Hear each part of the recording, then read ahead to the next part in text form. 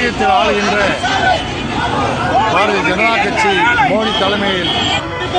ஆட்சி செய்து கொண்டிருப்பது நிலையில் தமிழ்நாட்டை முற்றிலுமாக புறக்கணிக்கின்ற வகையிலும் தமிழர்கள் மீது மும்மொழி கொள்கை என்ற பெயரிலே இந்தியை திணித்து மாணவர்களுக்கான கல்வி நிதியை தமிழ்நாட்டுக்கு முற்றிலுமாக கொடுக்க மறுத்து மீனவர்கள் நாள்தோறும் கொல்லப்பட்டிருக்கக்கூடிய நிலையில் அதை கொஞ்சம் கூட மீனவர்களுக்கு எந்த வகையிலும் அவர்களை காப்பாற்றாமல்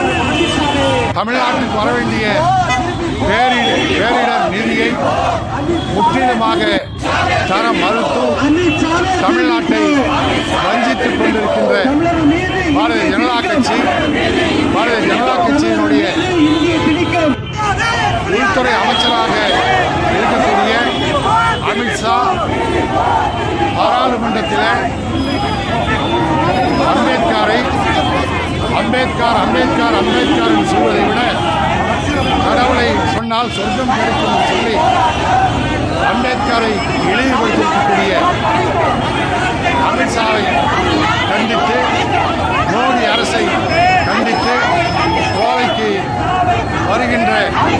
உள்துறை அமைச்சர் அமித்ஷா அவர்களுக்கு அனைத்து கட்சிகளின் சார்பில் முற்போக்கு அமைப்பின் சார்பில் இன்றைக்கு கருப்பு கொடி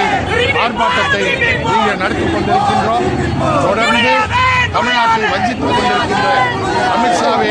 திரும்பி போய் என்று முழங்கி இந்த போராட்டத்தை நடத்தி கொண்டிருக்கின்றோம்.